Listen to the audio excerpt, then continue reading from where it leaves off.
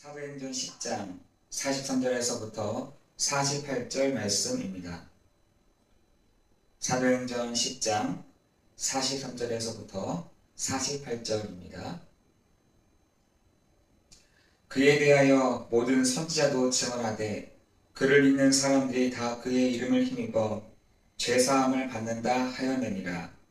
베드로가 이 말을 할 때 성령이 말씀 듣는 모든 사람에게 내려오시니 베드로와 함께 온 할례 받는 사람 신자들이 이방인들에게도 성령 부어 주심으로 말미암아 놀라니 이는 방언을 말하며 하나님 높임을 들음이더라.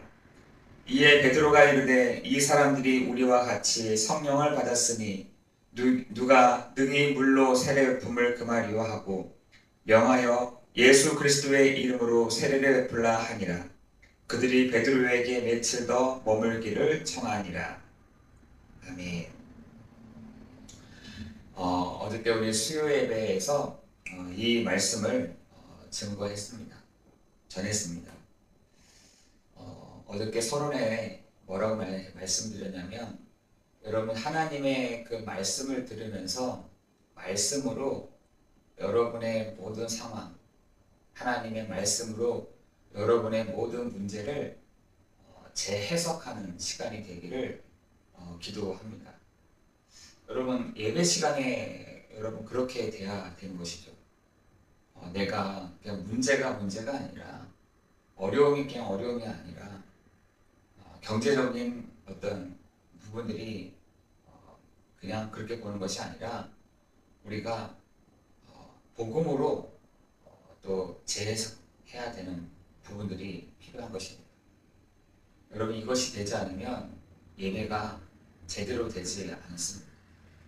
여러분에게 오늘 예배가 내 모든 문제가, 내 모든 어려움들이, 내 모든 상황들이 다시 재해석되어지는 은혜가 있기를 예수 그리스도의 이름으로 기도합니다. 말씀으로 재해석이 되어야 되는 것이죠. 말씀으로 내 문제가 보여져야 되는 것입니다. 문제를 붙잡는 것이 아니라 그 문제 뒤에 계신 하나님이, 그 어려움 가운데 있는 그 뒤에 있는 하나님을 여러분이 봐야 재해석이 되는 것입니다. 한 번은 어떤 분이 어려움을 당했습니다. 계속 어려운 것이죠. 그 어려움이 문제가 다른 걸로 바뀌더라는 거예요. 너무 고통스럽게 자기에게 문제가 되더라는 것입니다. 그런데 예배에 오게 된 거예요. 오랜만에 예배에 오게 됐습니다. 그런데 그 예배 속에서 하나님의 그 말씀을 딱 듣는데 그 문제가 하나님이 나에게 그 문제를 주신 이유가 있겠다. 이런 생각을 잡고 기도하기 시작했다는 것이죠.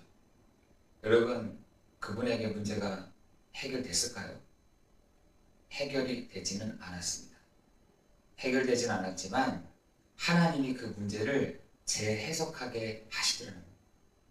그 어려움을 재해석하게 하시더라는 거예요. 저는 그게 응답이라고 생각이 들었습니다. 여러분, 여러분에게 있어 예배 시간에 하나님의 말씀을 듣는 중에 여러분 그것이 재해석되는 그 사람이 뭐냐? 치유된 사람인 것이죠. 치유받은 사람인 것입니다. 여러분 그렇게 돼야 그러한 사람들이 그 다음부터는 보여지게 돼 있습니다. 어려움을 당하는, 또한 경제적으로 무너진, 마음이 무너진, 생각이 완전히 사로잡힌 그 사람들을 예전에는 이해를 하지 못했는데 이제는 이해하게 되고 그 사람들을 도와주게 되더라는 것이죠. 여러분 하나님을 떠나는 순간 찾아온 문제가 있습니다. 인간에게 하나님을 떠나자마자 온 문제. 여러분 그것이 어떤 문제였냐면 창세기 3장 16절 20절의 문제였습니다. 하나님을 떠나는 순간부터 먹고 사는 문제가 에덴의 축복을 누리던 그 존재가 에덴에서 하나님을 누리던 존재가 에덴에서 하나님을 닮고 하나님을 누리고 하나님을 드러내던 하나님께 영광을 돌리던 그 사람이 존재 아담 하와가 하나님을 떠난 순간부터 어떤 문제가 있느냐? 지금도 똑같습니다. 먹고 사는 문제가 오게 됐어요. 남자뿐만 아니라 여자예요. 요즘에 여러분 그 가족들 중에 반려묘가 있는데 이거 얘는 또 가족이라고 하더라고요. 여러분 잠언서에 보면은 사람과 똑같지 않다고 했습니다. 여러분 어쨌든 간에 여러분 그 존재가 사람이라는 이 존재가 하나님을 닮고 하나님을 누리고 하나님을 드러내는 이 존재가 이제는 달라졌다는 겁니다. 어떻게 달라지냐? 자기 스스로가 생각을 하고 꾀를 써서 이제는 먹고 사는 문제를 해결해야 되는 존재가 되어졌다는 것입니다. 그뿐만 아니라 먹고 사는 문제를 해결해야 되다 보니 어떤 문제가 오느냐? 질병의 문제가 오게 된 것입니다. 질병뿐만 아니라 여러 가지 일들이 벌어지게 된 것이죠. 사람에게는 죽을 때까지 이런 일들이 계속 진행되는 겁니다. 그 마침표를 찍는 방법이 뭐냐? 가죽옷을 입는 것입니다. 예수 그리스도를 믿는 것입니다. 여러분 그런데 지금 세상에는 내가 예수 그리스도야 라고 하는 사람들이 속속히 막 드러나고 있습니다.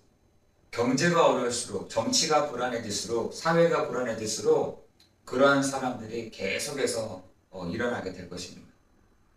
지금 그러한 사람들이 막 일어나고 있습니다. 여러분 지금 저 북한이 김정은인데 김정은을 뭐라고 하냐? 그리스도로 알고 있는 겁니다. 그죠? 그리스도로 알고 있는 것이죠. 여기 저 인도에 가면 소가 그리스도인 것입니다. 여러분 저 불교가 지금 석가모니를 그리스도로 알고 있는 것이거든요. 여러분 지금 여러 가지 종교들이 일어나고 있는데 교주들이 일어나고 있잖아요.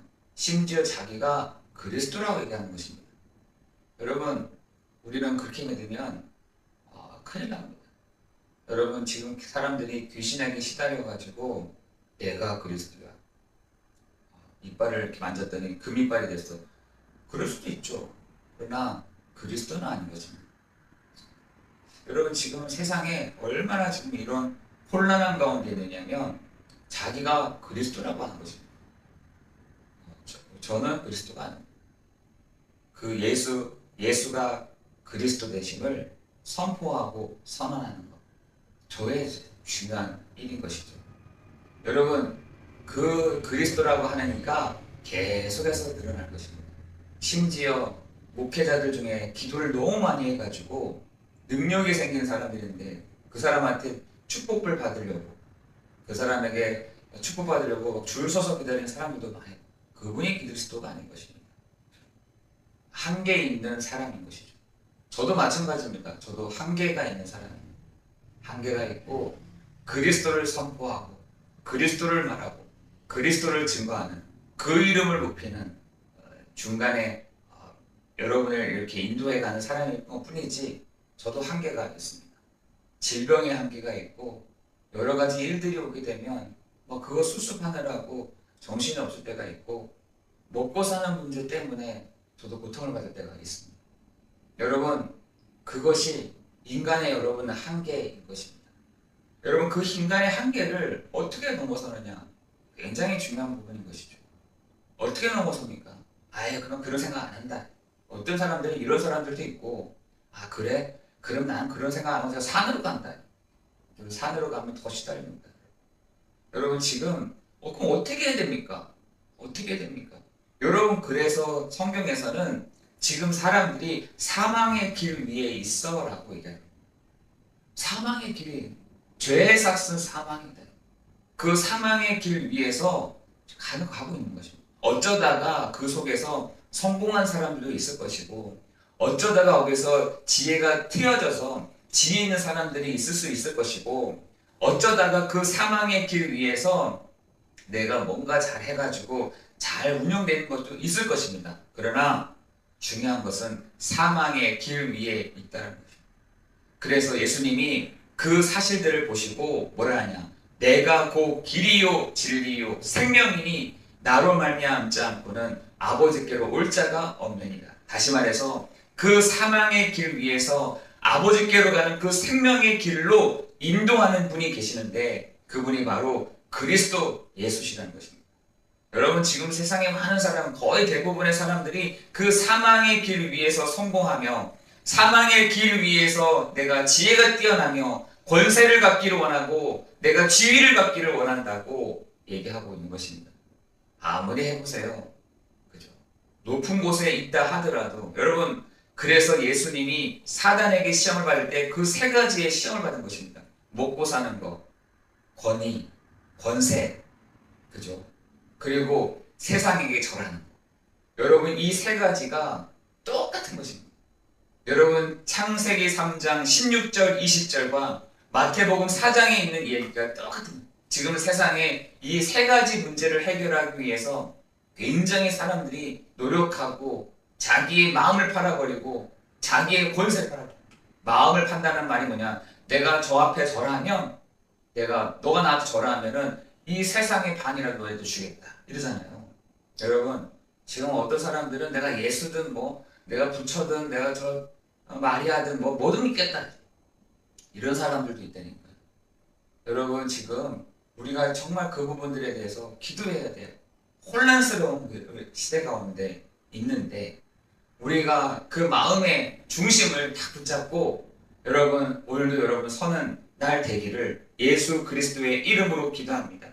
여러분 그래서 사람들이 이러한 부분들을 모르다 보니 전도자들이 돌아다니면서 전도하기 시작하는 것입니다. 전도라는 것이 단순하게 그런 것이 아니라 사람들이 망하는 것이 보이고 사망의 길 위에 있는 것이 보이는데 어떻게 하는지 모르고 있더라는 거예요.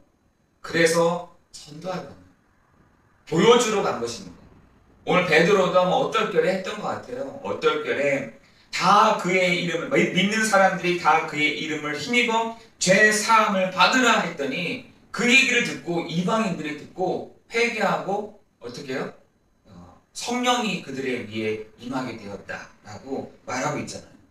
여러분 지금 사람들이 많은 것들에 종교가 막 흔들고 있고 여러분 복음이 희미해져 가고 있는 이때에 우리에게 하나님이 이 복음 증거될 때 성령이 모든 믿는 사람들에게 내려오신다라고 얘기하고 있어요.